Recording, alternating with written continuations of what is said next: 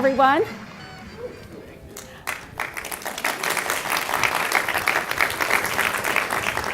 So I'm Lorelei Tangi, the university librarian. We're going to go through this and go straight to the next slide here.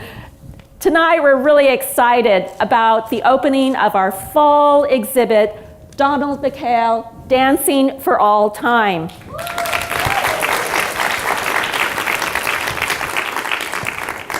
Now, the exhibit honors and celebrates the extraordinary life of distinguished Professor Donald McKayle, whose recent passing merits a retrospective of his accomplishments and his important impact as told through his archival collection at the libraries and the Special Collections and Archives Department. What I'd like to do, though, is first to acknowledge Professor McKayle's widow, Leah Vivante McKayle, who unfortunately cannot be here tonight.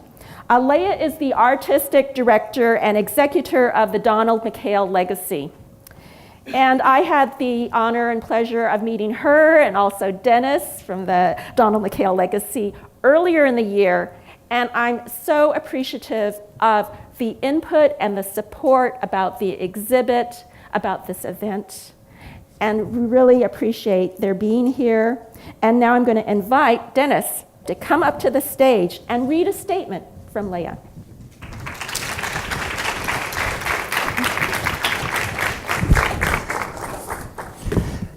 Well, I'm going to open my iPhone because I've been waiting for her statement. She's in Arizona. And if it doesn't come right now, then I will make it up. Hello, there it is, finally, there it is, just arrived, 5:40. Good evening to you all. Circumstances have caused me to be absent from this event this evening. This event is our time to take a glimpse at the immense scope in dance and part of the glorious life of my dear Donald McKayle. Often in life, when the angel of death takes a beloved, we are left with the pain of, did we do all we could? Did we say all we feel? Not so with Donald and myself. After 58 years together, he and I said it all. At a time when he was preparing his last will with the most precious treasures of all, his works and archives left to me with his beloved smile. And with his sense of humor, he said, quote, "And I'm marrying you to my dearest friend, Dennis." End quote. Both Dennis and I still smile as we recall him asking each of us if it was okay. Thus, the Donald McKayle Legacy was created with Donald's instructions of love, respect, and trust to share and spread his works for the world of dance. There is so much during his life creating in all mediums of theater, still very rich in creativity. For 78 years, we could fill the entire wing at the Langston Hughes. Inside stories only I know about and that I would love to have shared with all of you at the exhibition of the examples you will see, will have to wait for another time. So I will stop here with my thanks to all of you for coming. To the dancers in the audience, special thanks and love. Keep dancing with his inspiration. Thank you to the archivists and to the archives directors for this event exhibiting to the public the early years up to 1998. It was Donald's wish to place this entire archives, including the years after 1998, somewhere where room is dedicated to exhibiting his work to study and research in the atmosphere of his history. Special thanks to Stephanie Powell for the recent and beautiful staging of Uprooted Puerto Replantado at the Cleo Parker Robinson Company, and Leslie Watanabe for staging Rainbow Round My Shoulder at the Utah Dance Theater this season. Thank you to Debbie Blunden Diggs for coming from Dayton and for continuing to do his works in your company.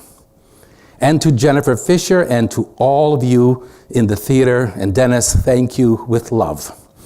Watch for Donald. He may be hovering over you or sitting like a rainbow on your shoulder. All depends on how whimsical his spirit is tonight. And to everyone still sad, it is time now for remembering Donald McKail with the joy of having known him. May his memory be blessed. Leah.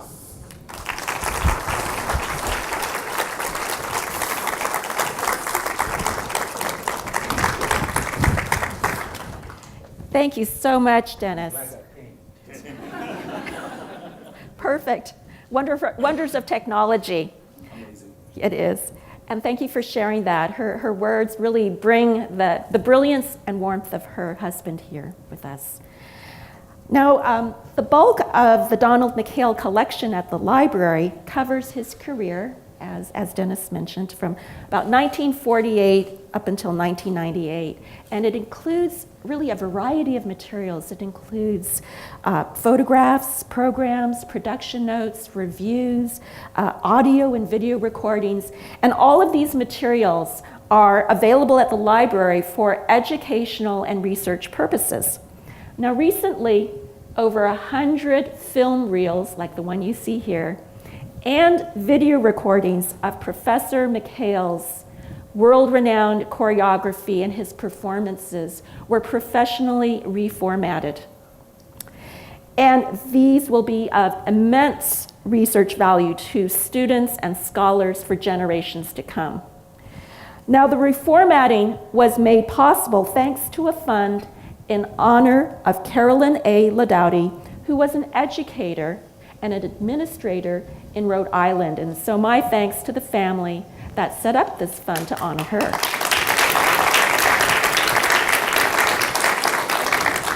And next, I'd like to acknowledge our wonderful partnership with the UCI Claire Trevor School of the Arts. In addition to marketing support, they helped with the reception decor at Langston Library. So thanks to Dean Stephen Barker from the school, Professor Molly Lynch, the chair of the dance department. Yes. Jennifer Fisher, who will be our moderator, and Jamie DeJong, who is the director of marketing and communications.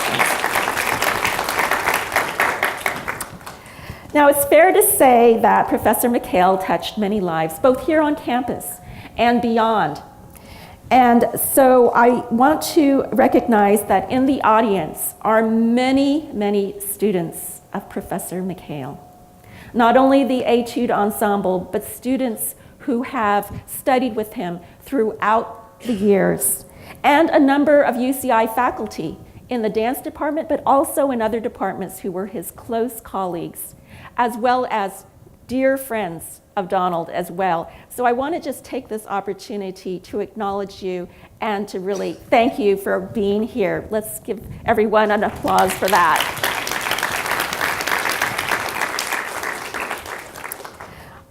Next, I'm pleased to share a little bit of information about the two curators for the exhibit. Scott Stone is the research librarian for performing arts. He holds a Master's of Music Performance and Master's in Library Science from the University of North Texas. He also has 2 bachelor's degrees in music from University of Georgia. He is currently serving on the national board of the Theater Library Association and is very active on the national and local level in the Music Library Association too. His publications can be found in numerous journals, including Reference Music Services Quarterly, MLA Notes, and stay tuned for his first book, Outreach for Music Librarians, which should be published in early 2019 by AR Editions. So please stand, Scott, to be acknowledged.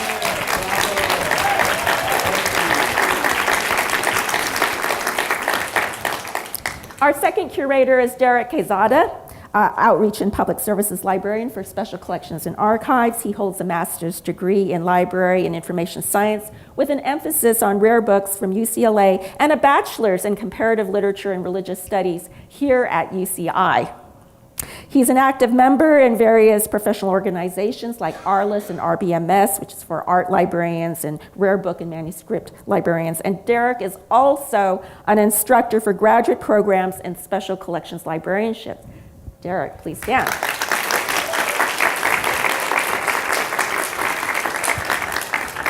Now, you know that putting together these events, both programs and an exhibit, takes a certain amount of art and magic. And so I would like to acknowledge the library team, who are truly artists and magicians in helping to make this event happen.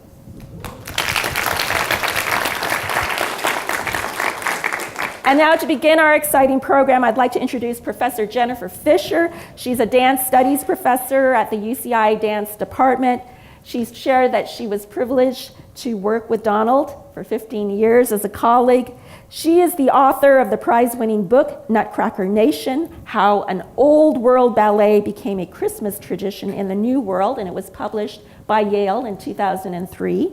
And she has an upcoming book, Ballet Matters, a cultural memoir of dance dreams and empowering realities, that will be published by McFarland. Now, she's a former dancer, actor, and journalist, and she has contributed dance criticism to the Los Angeles Times for about a decade, between 1990s and early 2000s. And she is now the founding editor of Dance Major Journal, an online journal of writing by dancers. And so please come up to the stage. Please welcome Professor Fisher.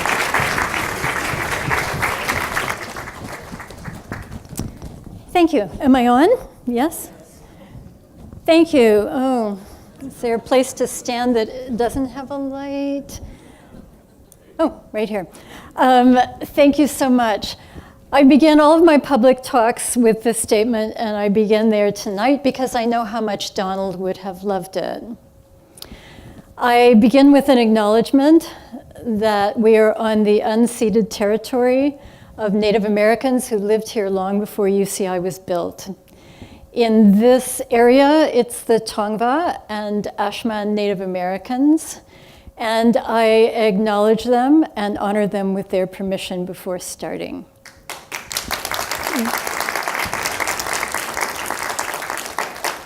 I know that Donald would love that. It's a custom I picked up from Canada, and I like the acknowledgement.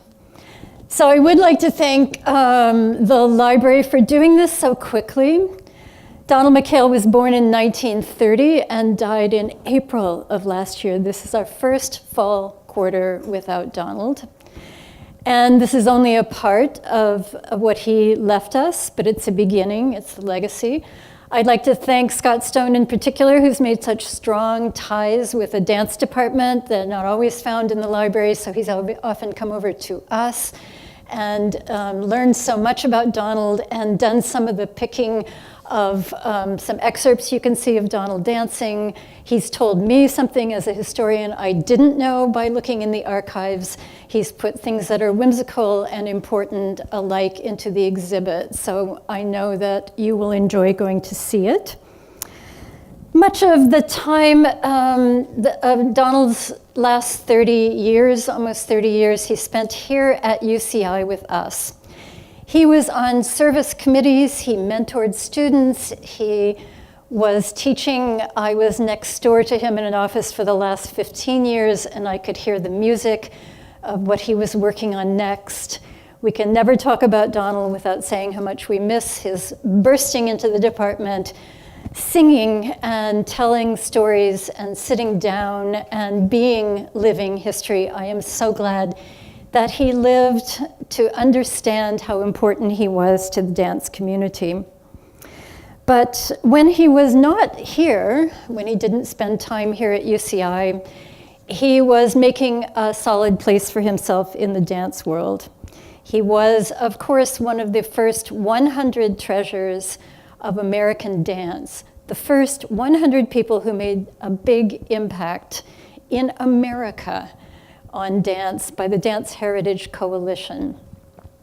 He has received almost every award. If you were in his office, he ran out of wall space. He choreographed on Broadway. He directed and choreographed productions like Raisin. He choreographed at Hollywood. Have my students watch the Portobello Road scene of Bedknobs and Broomsticks because it shows how eclectic his knowledge of dance was. He choreographed for television, Free to Be You and Me. He did a wonderful pas de deux with Diana Ross, who could not dance. Donald, with his afro, danced rings around Diana Ross. He looked fabulous. He danced with the Cosby Kids on The Cosby Show.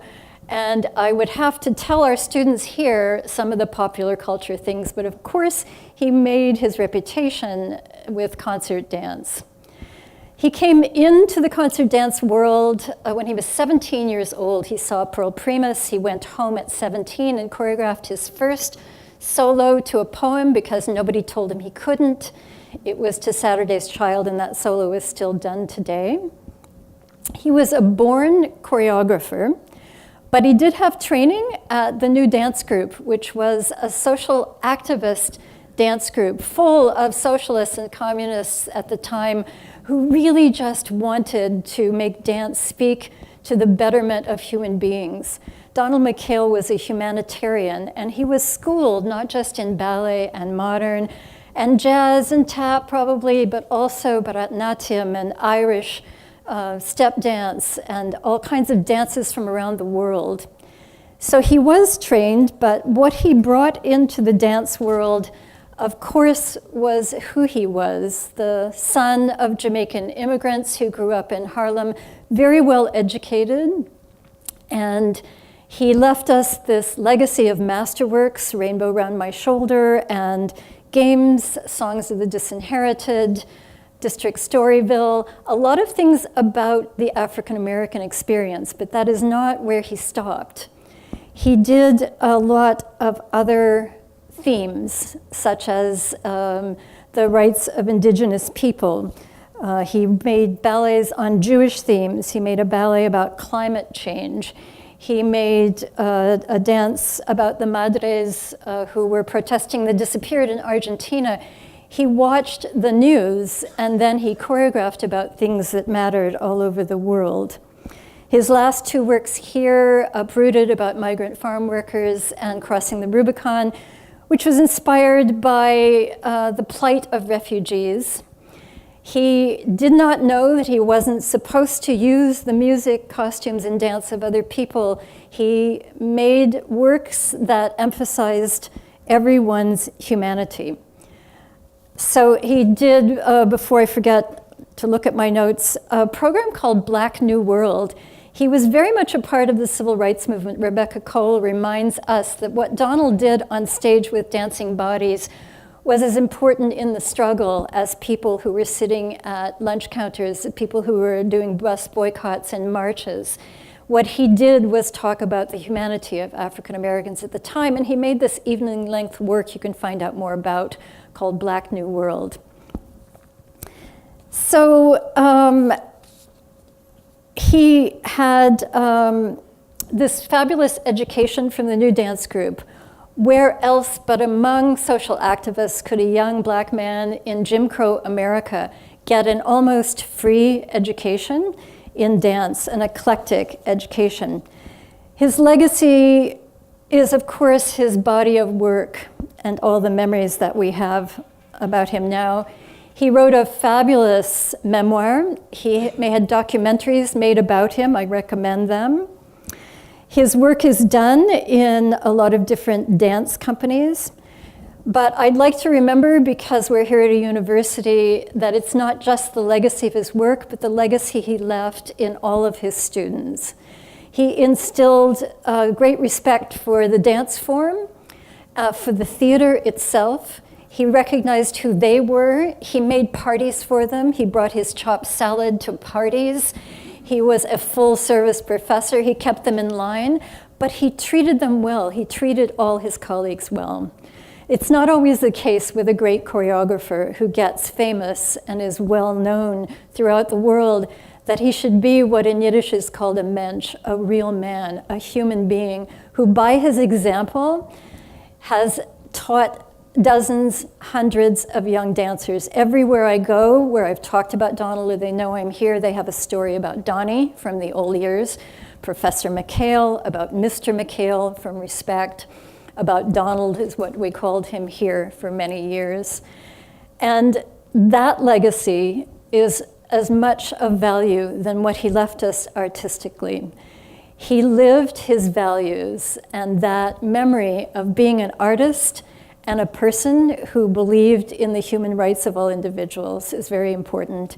The day after an election, he would have been looking at the polarities and the way people fight, and he would be talking, as he said to Leo, why can't people get along like we do, black and white, different religions, different countries? So he would be making something about that election. He would notice that there are still young students in Africa being kidnapped for political purposes. And he would see that on the news, and he might choreograph something, an embodied representation of what it's like for immigrants to be separated from their children at the border when they're asking for asylum for this nation. He stood up for the values and democracy in this country, for human rights, and he also spoke up when he had to, and he was always a gentleman and a good person in the process. So I wanted to say that before I introduce our guests, a little bit of what we miss about Donald most and what the dance field misses about him.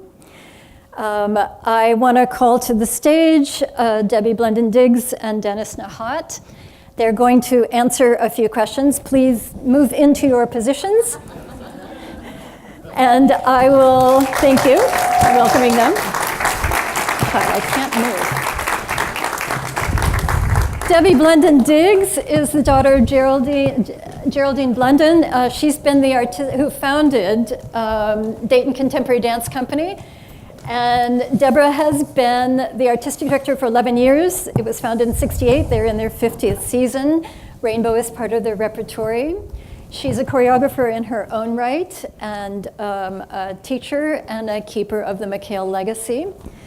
Dennis Nahat, who you heard earlier, was a student of Donald's in Juilliard. I would like him to talk about that. He became a dancer with Joffrey and ABT, a choreographer in his own right. He has choreographed ballets, opera, film all over the world. He co-founded the Cleveland Ballet, and then that joint venture between San Jose, Silicon Valley Ballet, and Cleveland Ballet, and now he has founded Theater Ventures International, which is a school and a company, and is the producing manager of the Donald McHale Legacy.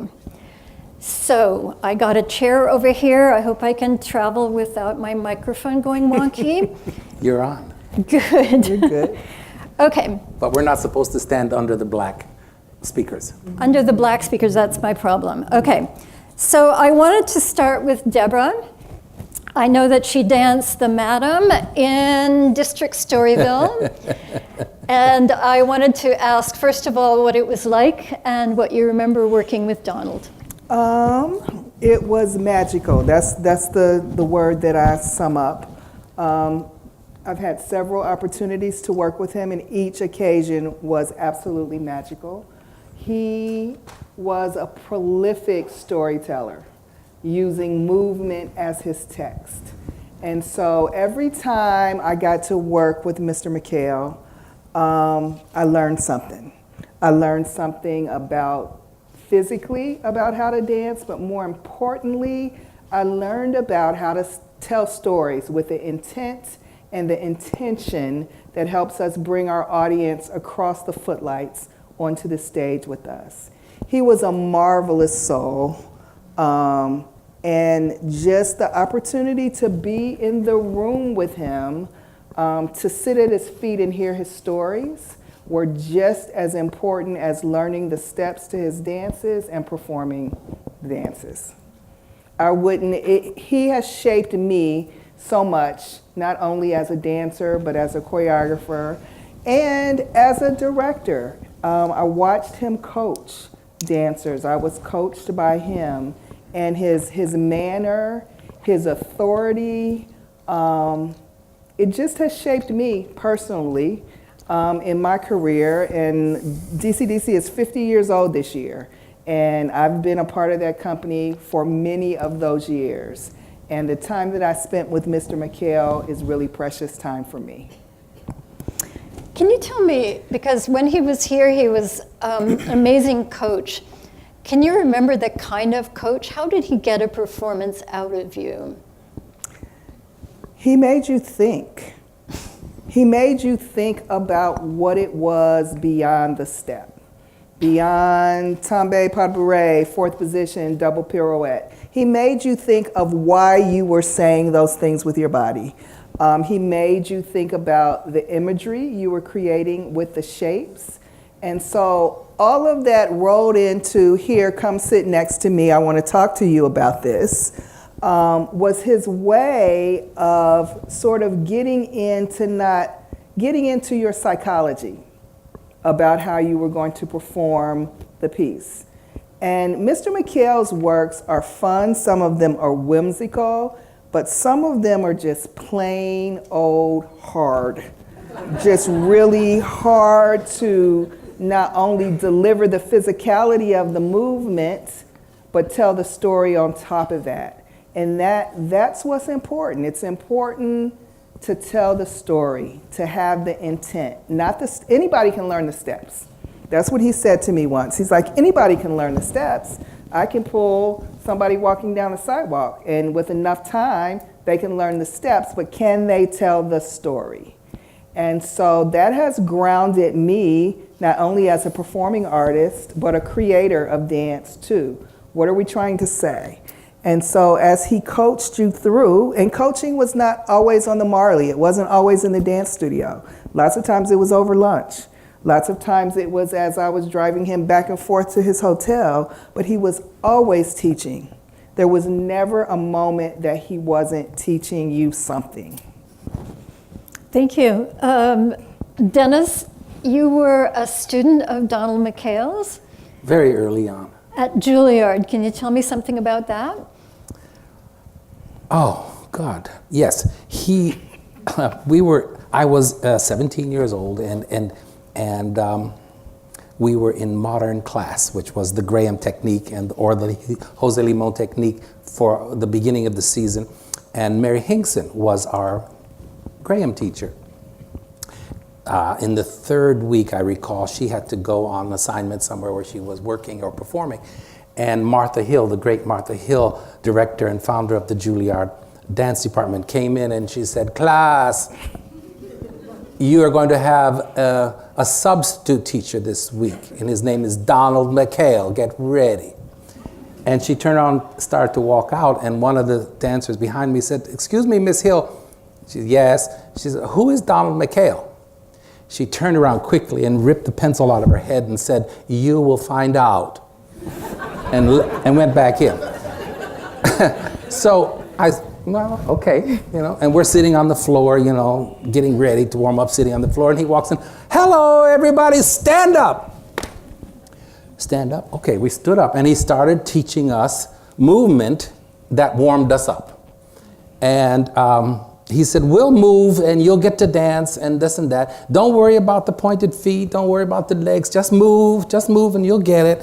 And we started moving. By a half hour, we were flying across the floor, and we were sweating bullets. And I don't know how he learned our names, but he knew our names. I don't know how he could do that. But he said, "Dennis, fly, let it go, get across the floor fast." And I ran, and I jumped, and I flew, and I fell. And I rolled into the wall. And he said, "That's good." And I thought, wow, that's a change, because he said, don't dance like you were trained. Dance like you were born to dance. Just like the birds fly and the fish swim, you dance. And don't worry about the technique, because we presuppose that will be there eventually anyway. But let's just dance. And so that was a mind and physical and everything about me changed, because you didn't approach it that way as a young dancer. We were worried about, the double tours and whether we were going to pass the exam if we knew the exact, Cicchetti steps. And that's what he instilled, a form of freedom and physicality that I had never experienced. My legs were shaking. I was, 2 toothpicks at 17, but they were like, there was no muscle left. I didn't think I could get through it, and I thought, how would I ever get legs like Donald McHale? And I suppose if I had kept dancing like him, I would have had legs like him. You get to see a lot of motion actually in the photos in the They're exhibit. pretty amazing. Yeah. Sculptural Yeah. look of handsome That- Donald the Adonis. those legs started up here. Yeah. I did. Deborah, I know that Dayton Contemporary Dance Company is a multiracial company rooted in the African American experience. So I know Rainbow Around My Shoulder is part of the repertory. And I wanted to hear what you know, having been around the company for so long, about the response, what kind of audience response you've had, or response of the dancers. Has it changed over the years? What does it mean to the company? Fortunately and unfortunately, the response has not changed over the years, Right. which is the part that I think is a little bit challenging. That a piece that was created in 1959 about a group of men on the chain gang is still really prevalent and relevant in today's culture. And so the company has performed Rainbow for many, many years. The first iteration is almost 30 years ago because I wasn't married yet. That's kind of how I keep things in line. And we have probably had six different cast or groupings of men over those 30 years. And the stories and the integration of the piece in today's society run really deep for some of those men. As we're setting the work, again, stories. What's your story? Where did this come from?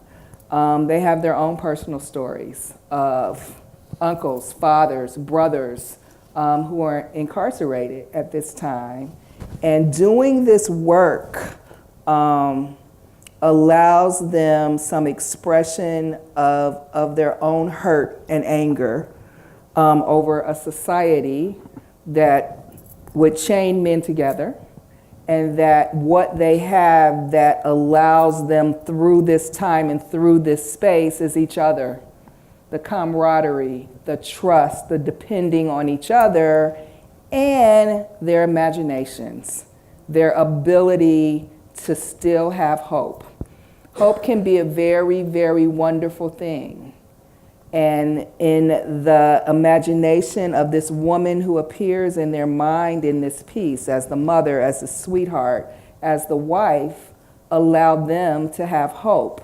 Actually, I have a dancer in the audience that has danced Rainbow with DCDC, and I have a very interesting story. He was in maybe the third iteration, and the last iteration that we put together to do when Mr. Taylor invited the company to Lincoln Center, he actually had a student that he taught that danced in that cast. And we also invited him back to dance in that cast. So it was just really moving from me, from my perspective, being artistic director now, to have that moment on stage where we were in our seventh cast. It was our seventh time that we've probably put the piece up, but we had a dancer that danced it. Then we had a student of his that was now dancing the work, and Alvin came back to join us to dance the piece too. So it has a lot of social impact attachment for the world, I think. And I can say that because we toured the piece this year in Kazakhstan and Russia, and the response to the piece was exactly the same as we have in the United States. And I think that would probably be true of most of Mr. McHale's work. I'm glad you reminded me because the last time I talked to Donald was in February before he died. I was talking to him about another project, doing a formal interview, and he was having a little trouble breathing, so when he caught his breath, I would just talk to him about the impact he had. I had no idea it was his last illness, But we were just talking about Rainbow, and I had asked him about Colin Kaepernick if he followed the news, and he was talking about the way the men in Rainbow linked arms. And he said, did you notice that some of the NFL players linked arms? And he thought about Rainbow at that time. And I asked him, when he got his breath back, the last question I asked him is, what do you want people in the audience to take home with them about your work? And he said he wanted to instill an empathy. And he didn't have much breath, so he thought very hard, and he had very few words, and that made it so important to me that he wanted to instill that empathy. And he's catching his breath again, and I told him about how I saw Rainbow, and I saw it long before I knew anyone who was imprisoned, and that I didn't know about the school-to-prison pipeline and the way that people were unjustly imprisoned, and I didn't know how to have empathy for people in a chain gang. And I went on and on because I could see he needed a few minutes to have a drink or something. So I'm on my soapbox there and talking about how important this work was and how he changed hearts and minds. And there was a long pause, and he said, so it got to you, huh? Mm-hmm. Yeah, man of few words, but yes, that's what he was after. He got to me. So tell me, Dennis, the Donald McKayle legacy. It's important the legacy go on. Somebody's asked me already, what is UCI doing to keep this legacy alive? And I'm so glad we have this exhibit as a start. Are we going to be staging his work?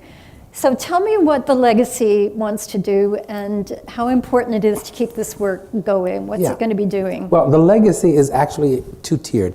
There's the archives, the hard paper, the photos, the videos, and all that stuff. And then there are the ballets. And who's responsible? The ballets are the living thing. And the ballets belong to all the dancers that worked with him, all the stagers, all the directors that have them. He worked with everybody in the world, literally. I mean, there isn't a volume in dance that you can read that doesn't have Donald in it, or a company that he hasn't worked with, or dancers he hasn't touched. And I think he trained dancers so well, and they learned his ballets so intimately, that they're all his stagers. And so the more people, the more dancers that we allow to go out and stage his works, the more breath and life and new breath there will be in them to stay alive, because they, as I said, own the works. They were the dancers that he created them on. I'm there to facilitate the proper production of them, i.e. the lighting, the costumes, the stager, because not every stager should go to every company, because there are stagers that maybe would work with that company a little better, or understand how to stage the work for that company, because Donald himself would, switch it, but it takes a long time to turn the QE2, as I would say, and he would do it over time and wind up back to where the ballet intent was. But I think a lot of dancers that he trained and worked with know how to do that just from being around him. I go with the lighting, I help the dancers, I can give them technical aspects because, things like that, or give them words that I remember him saying about specific productions. But primarily, I'm a custodian of his ballets and his archives. I've organized boxes of paperwork and handwriting and contracts, and contacted people around the world that have his ballets or that had them 20, 30 years ago and are still doing them and never contacted Donald or paid him. And so I said, Donald, why aren't you getting paid for this? And he says, I don't know. I don't know what's the contract. I said, well, here it is. And then I would call, and they said, well, he gave us the ballet. I said, well, yes, he gave you the ballet, but it's not in perpetuity. Your contract ended 20 years ago. And how many performances have you done, by the way? Oh, I don't know. I said, okay, from now on, this is it, and forget about the last 20 years. I'm glad you were doing it, but from now on, this is what Donald requires. And I would rewrite a contract for them. And so I brought his contracting and everything, and trying to help everybody understand how to professionally take on his works and deliver them to them I know it reminds me of Balanchine, who used to give his work away because there was so much of it Yeah. left to come. And I know Donald was planning his next work. He's had the music chosen, I think Leah told me. We always knew that Donald would work and work until he couldn't work anymore.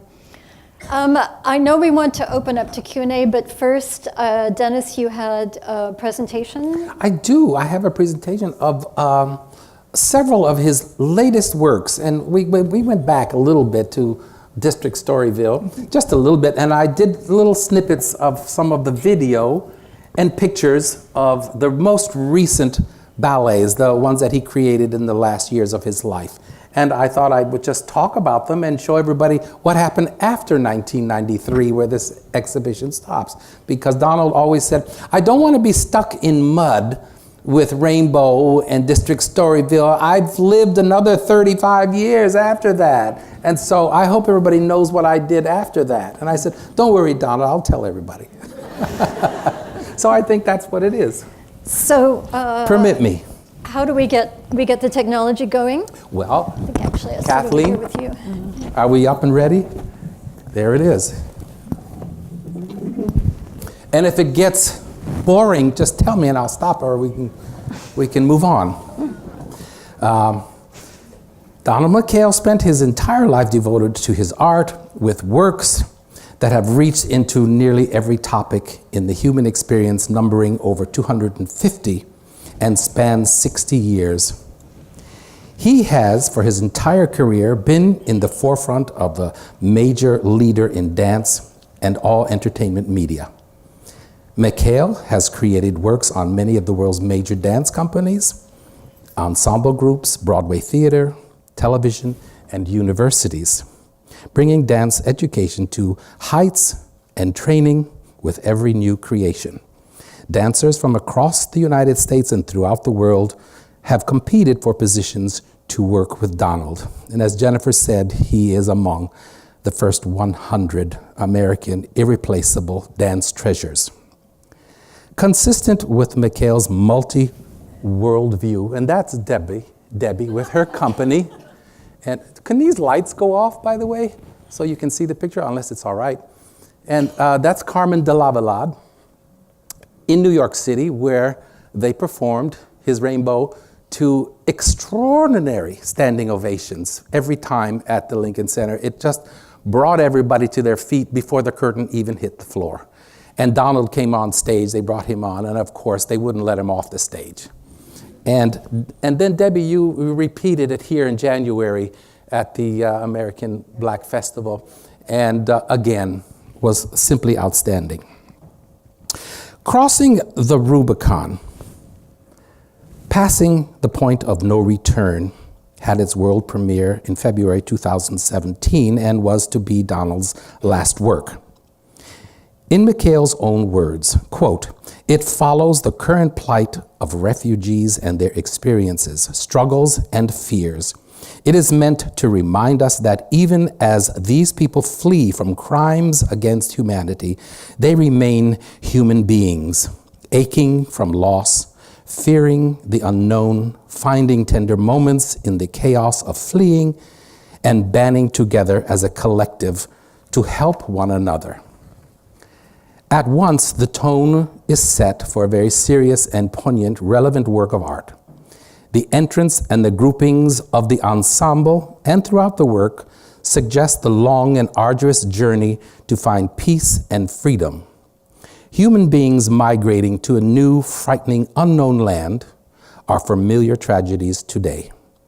McKayle addresses the matter with poignant accuracy.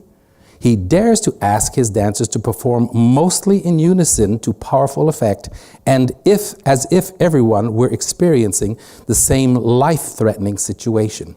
Rarely does a choreographer get away with this kind of staging. With the deepest respect, Donald is a master at handling the bitter truth and current plight of immigrants who have suffered and are suffering in the world today. Wrenching honesty and truth is this work's hallmark. It is a work that touches the soul and pierces the heart.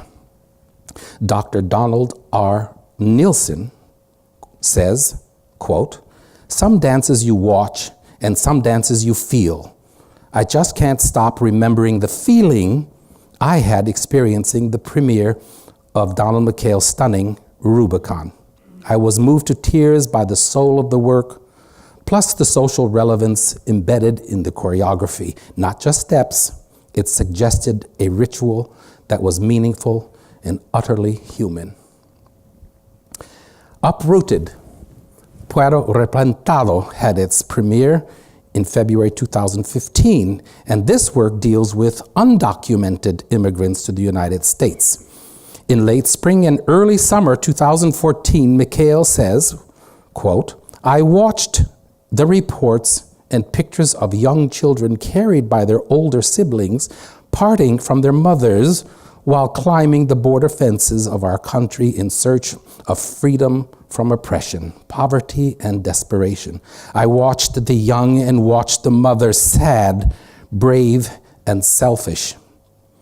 I read the reports, heard the talks, and started a process of getting in touch with the different aspects of being uprooted from a country, a culture, and genetic memories. Replanting yourself in a different land. Besides personal past memories, I took a deep look at the whole generation of my students and their different ethnic backgrounds. Some may have come here legally or undocumented, or already born here to U.S. parents that came here looking for a better life. I observed them being American, yet carrying their cultural heritage and genetic memory, while still with the upbringing and hard-working families grateful for the opportunities available to their children. This thought process led me to wholeheartedly create a dance expressing the story of one such ethnic group that is the closest to our borders, yet encompassing within it all others who have been replanted, and to express their rightful claim to belong with no prejudice, with rights intact, to their new land through theirs and their families' hard work, sacrifice, and dedication, end quote.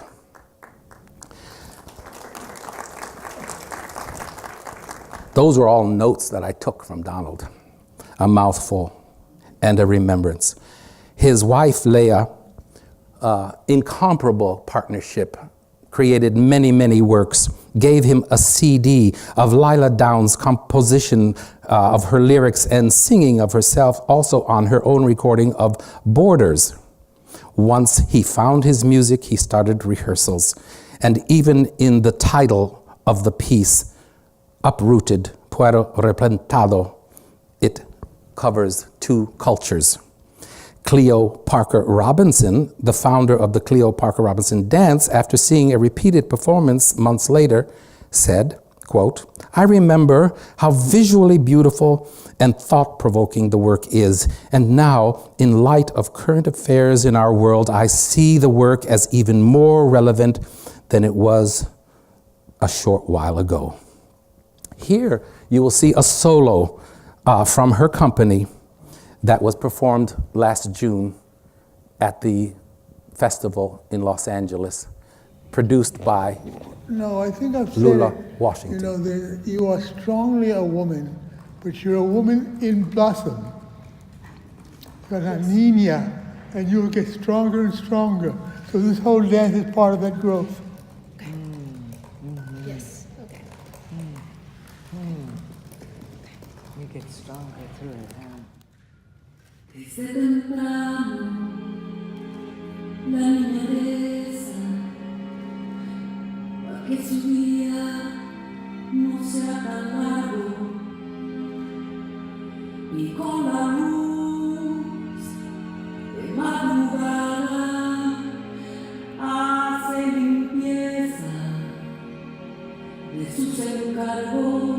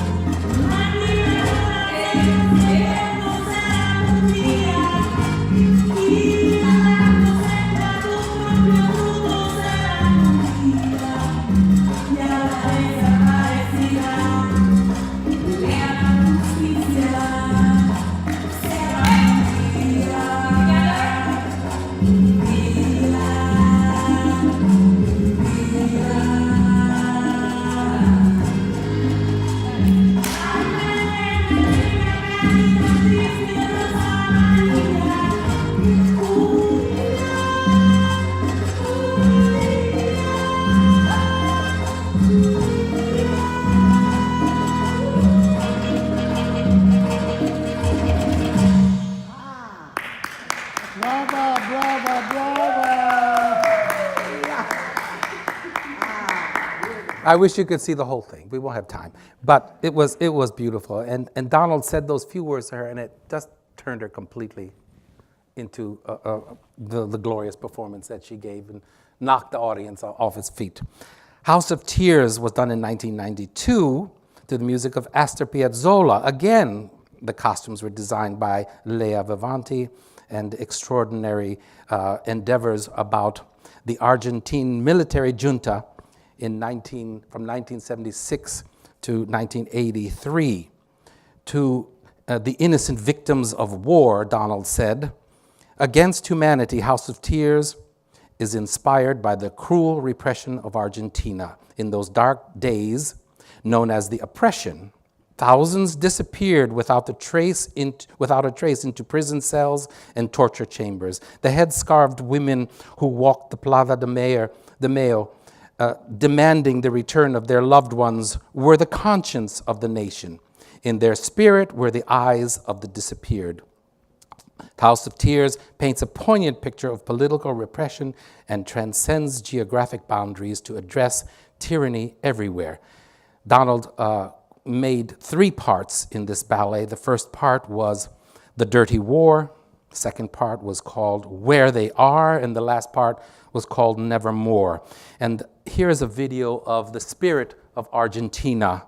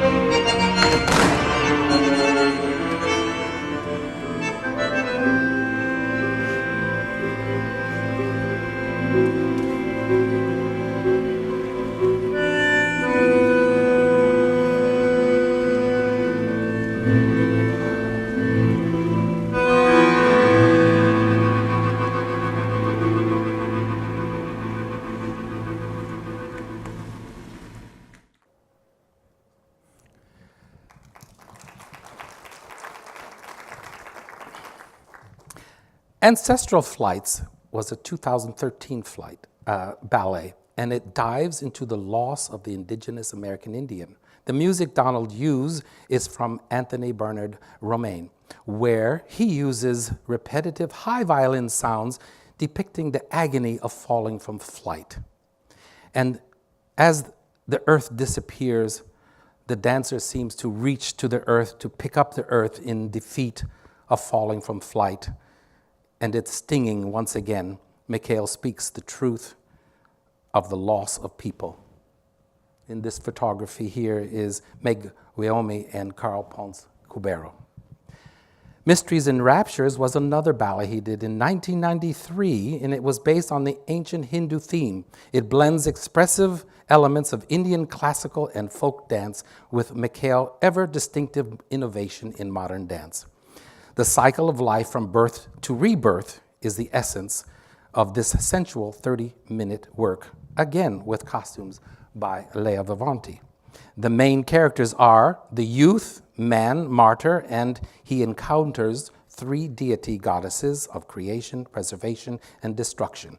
After he is destroyed violently by the goddess of destruction, he is reborn in the true Hindu belief at samsara and is reincarnated as a lotus flower. Extraordinary, flowing, and body-hugging costumes, once again by Lea, gave the dancers an exotic image. And the painted backdrop was by Oliver Jackson. Here is a short image of the Pas de Deux, goddess of recreation, in 2093.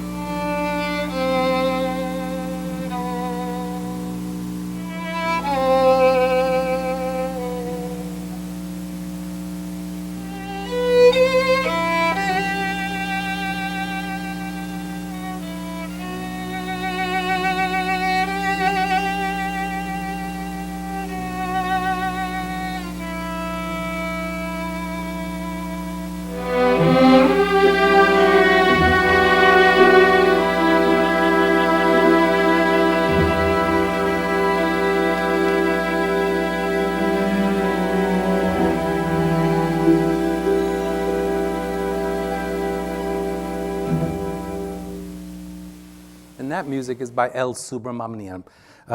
Wonderful composition, and the orchestra played it beautifully with his consent. And there's District Storyville with Donald in one of his last stagings.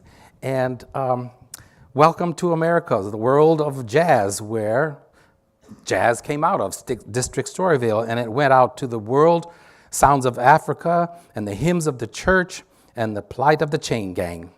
Men who started jazz started young, often orphans and waiters.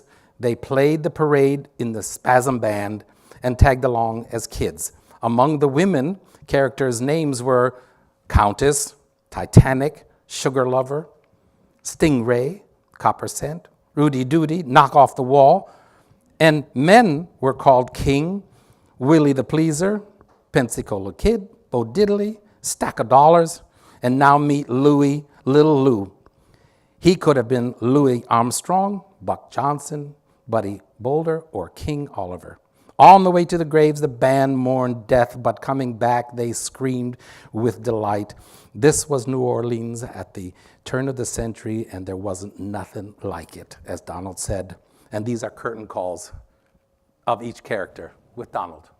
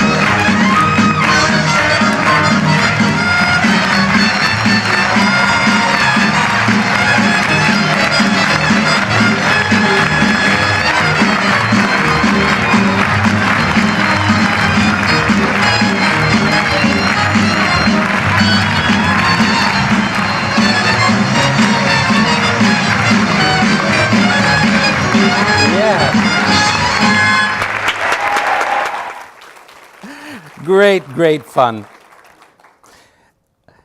And the last piece that we're going to show today is a bit of bittersweet farewell.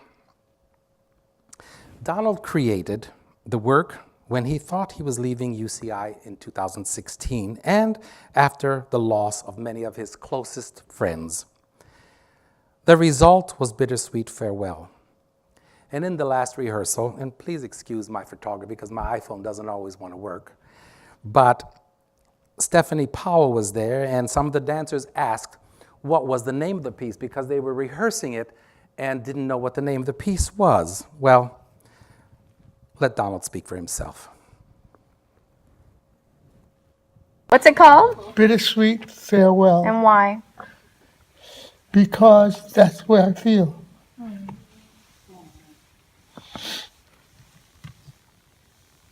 Yeah.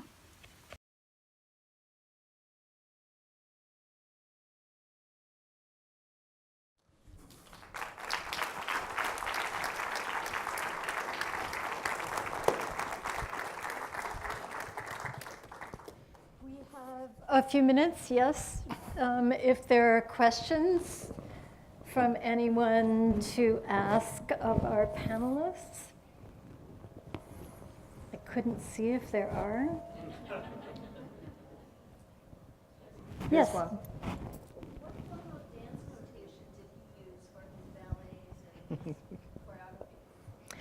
What form of dance notation did he use for his ballets and choreography? What form of dance notation? He didn't notate. Is Mary Corey here? Writing. You'll see in one of the displays, he just wrote it out from this corner. He actually, there's a little bit of his notation and costumes and music score. Actual notation, lab notation, is something that Mary Corey does on our faculty. And there is some notation that I think Mary had made in the display. And it's quite a hieroglyphic sort of form of notation that not everyone reads. So you're right to ask what he used, and there is something about stick figures. Dance is an oral culture, so he would often depend on videos or people who knew it, and they would help him coach, especially in the later years. Thank you. Speaking of notation, when we did Mysteries and Raptures, a ballet that was quite extraordinary, 35-minute ballet with extraordinary costumes and scenery and lots of dancers, and some 25 years later, I found the video that I made of it, which we lost. But I found it, and I brought it, and I showed it to him, and he was looking at it, and he says, is it recorded by hand anywhere? And I said, no, Donald, I just did the rehearsals and performances, and I've got 3 videos of it. And he said, I don't remember this ballet at all. And I said, that's okay, Donald, just keep making them. He did them, and that was it. It's actually uncharacteristic. Donald had an encyclopedic memory, and we could always ask him who was in the first cast and when did you meet so-and-so, and he would often, he remembered students from years past. He remembered people he worked with, and but some works might have gotten away with him. He did make a lot. Anyone else? Question 2. The costumes move so beautifully on the bodies. How did he collaborate with his wife? Were you in any of those scenes? Yeah, first off, Leah is a dancer also. And I mean, I think their minds were symbiotic. They knew each other like nobody's business. They didn't have to talk to each other. He would look at stuff and say, oh, I love it, it's great. And she would come with ideas after seeing rehearsals. And so being a designer and a fashion woman of her own, in her own right, she just made the bodies look fantastic, no matter who they were. She said, I have to make them look beautiful no matter what they are. And if they don't look beautiful, then the ballet won't look beautiful. And so she literally made clothes on the dancers. And let's cover this, and let's flow here, and let's not flow here. Let's make this person naked because they're beautiful. So it's a designer eye and Donald's choreography that they worked in hand with one another, as most artists that have that kind of collaboration do. But they were really inseparable, and one idea would bounce off the other until they came out with the final masterpiece. Other questions? Yes. I was wondering, are there any plans on taking the exhibit on the road to other institutions? Plans of taking the exhibit on the road to institutions? Over to you, Scott. Lorelei? Well, actually, Debbie and I were just talking over lunch because she does repertoire, and other companies have asked for repertoire, and we discussed the thought of taking pieces that relate to that performance to the theater, in the lobby, or have a presentation, a fundraiser for the company to come and see this art and his notes and photos of the original or something of that nature with videos, and we could tour it in a nicely protected showcase and insured heavily. But yes, it could be done, and it is a thought that we're working on. Of course, it's going to take a staff and funding, and I'm busy trying to raise money just to keep the archives alive and updated, and to like the library is here. They need funding to do all of that. It just comes out of the box by itself. It won't happen. We've got to do it and protect it. The American College Dance Festival will be here in March, April, turning into April, and we're hoping the exhibit will be up then for dancers coming from all over the region to be able to come and see some of the artifacts.